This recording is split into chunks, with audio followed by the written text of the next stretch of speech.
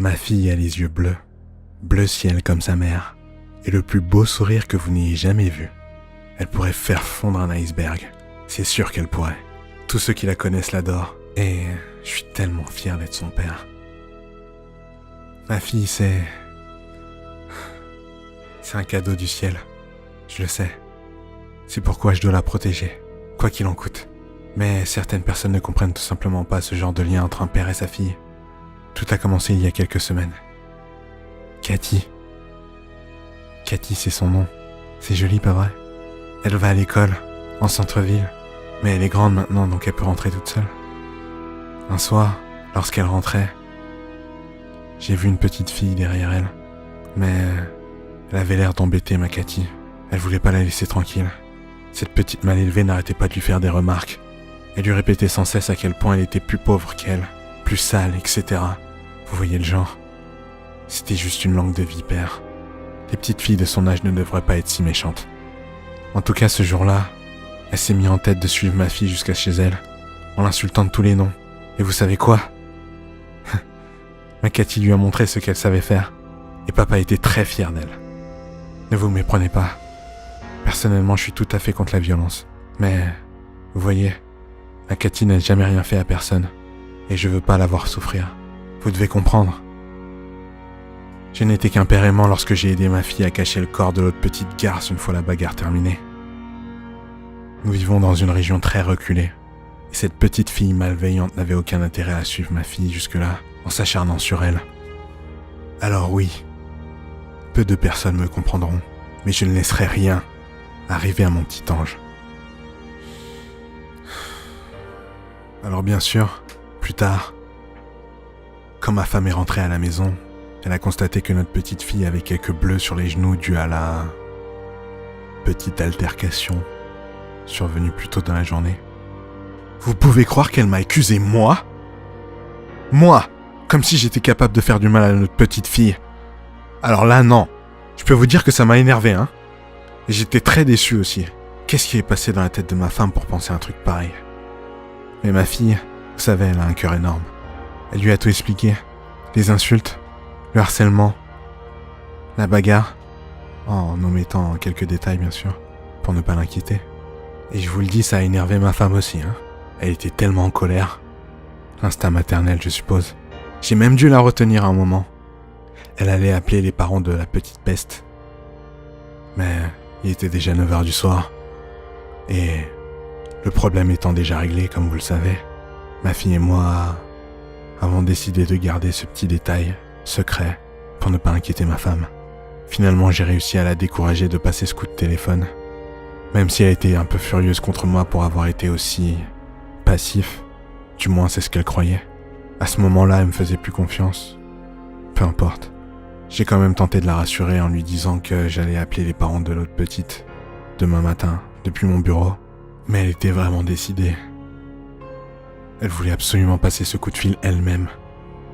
Même Cathy l'a supplié pour ne pas les appeler. Je la comprends. Cathy serait tellement gênée devant ses camarades de classe le lendemain à l'école si tout le monde découvrait qu'elle avait cafeté à ses parents. Et puis, nous savions tous les deux que nous ne pourrions pas expliquer le fait que sa camarade de classe ait simplement disparu après leur petite bagarre, n'est-ce pas? Je veux dire, ma femme et moi, on s'aime. Mais des fois, elle ne nous comprenait pas, ma fille et moi. Ce soir-là, elle a dit à notre fille d'aller directement au lit, et elle n'a pas souhaité s'étendre plus longtemps sur le sujet. Sa décision était prise. Ma femme est une femme têtue, vous savez. Disons que ça fait partie de son charme. Ensuite, je suis allé border mon petit ange dans son lit, et je lui ai lu une histoire, et elle m'a supplié de ne pas laisser maman appeler les parents de la méchante petite fille. Mais je lui ai dit à quel point maman était persistante lorsqu'elle avait une idée en tête, et qu'elle ne voulait plus m'entendre. Bien sûr, ça n'a pas plu à Cathy. Et elle savait que maman ne comprendrait pas, ni la maman de sa camarade de classe non plus. Surtout pas elle. J'ai alors dit à Cathy que je trouverais une solution, et que je ne laisserais rien lui arriver. Cependant, ma petite ange est très intelligente pour son âge, et elle aussi elle avait pris sa décision. J'aurais dû comprendre à ce moment-là. Le lendemain, après une longue journée de travail, je suis rentré chez moi. Mais ma femme avait eu un accident. Je l'ai retrouvée là, allongée en bas des escaliers, dans une mare de sang. Le sol était tellement rouge, et on aurait dit que toute l'hémoglobine avait déjà coagulé depuis longtemps sur le tapis du salon. J'ai appris plus tard, ma femme ne s'était jamais rendue à son travail ce matin-là. La version officielle établie par la police était qu'elle avait fait une chute dans les escaliers. Elle s'était violemment ouvert le crâne en deux, lui causant une hémorragie et une mort lente et affreusement douloureuse. J'ai alors regardé ma fille, m'attendant à la trouver en larmes ou... Mais non. Ses yeux étaient si vides. Si vides d'émotion, Non, ma fille n'aurait pas fait de mal à personne, si ce n'est que pour se défendre. Elle est spéciale, vous savez. Quoi qu'il en soit, il y a eu une veillée funèbre, et toute la famille est arrivée des quatre coins de la région. Ma Cathy n'aurait pas pu s'ennuyer plus. Elle était là, assise, à contempler le néant pendant l'éloge funèbre prononcé par un cousin éloigné. Au moment de regarder le corps embaumé de sa mère pour la dernière fois, elle lui jeta à peine un coup d'œil. J'imagine qu'elle gère le deuil à sa manière, mais je sais au fond de moi que ma petite ange aimait sa maman plus que tout. Le lendemain, avant l'enterrement, un enquêteur s'est présenté à la porte. C'est Cathy qui a répondu pendant que j'enfilais mon costume noir à l'étage. Je me suis précipité en bas lorsque j'ai entendu cet homme commencer à lui poser des questions, puis il l'a doucement poussé sur le côté pour s'introduire chez nous. « Qui êtes-vous » ai-je demandé, essayant de paraître poli. Il m'a répondu qu'il voulait me poser quelques questions sur les circonstances de la mort de ma femme. Je pense que l'inquiétude pouvait se lire sur mon visage, mais c'était sûrement dû à la paranoïa. Puis il s'est présenté, détective Kimball, du département de police local. Il disait avoir tout juste reçu les résultats de l'autopsie de ma femme et le traumatisme violent qu'elle avait subi, ainsi que les taches retrouvées sur le tapis du salon, ne correspondaient pas exactement. Il m'a demandé de m'expliquer à ce sujet. Je lui ai rétorqué que, j'aimerais bien, mais on m'attendait ailleurs. J'ai dit aux policiers tout ce que j'avais à dire, et je n'ai retrouvé le corps de ma femme que quand je suis rentré du travail. Je n'étais pas là pour le voir. L'inspecteur a essayé de me questionner à nouveau, mais je l'ai interrompu. Par peur ou par énervement. Si vous voulez bien m'excuser, je dois aller à un enterrement. J'ai saisi la main de Cathy et la fit sortir par la porte, en la verrouillant derrière moi. J'ai jeté un dernier coup d'œil au détective resté sur le palier, lequel me renvoyait un regard suspicieux lorsque notre voiture démarrait. Cathy resta silencieuse pendant tout le trajet, à l'aller comme au retour, et dès son arrivée à la maison, elle s'est enfermée dans sa chambre. La pauvre, elle a la vie dure. Je suis retourné dans le salon, seul. Et j'ai fait de mon mieux pour éliminer les dernières traces de sang sur le tapis. Puis j'ai préparé le dîner. Nous avons mangé en silence. Et ça me remplissait de douleur de la voir souffrir. Je n'oublierai jamais. Juste avant qu'elle se lève pour déposer son assiette dans l'évier, elle m'a regardé. Puis m'a souri. Ma fille a le plus doux sourire que vous n'ayez jamais vu. C'est certain. Quelques jours ont passé, et je pensais que les choses reprendraient leur cours habituel. Enfin, aussi normal que ça pourrait être sans ma femme. D'habitude, je rentre tôt chez moi pour accueillir Cathy lorsqu'elle sort de l'école.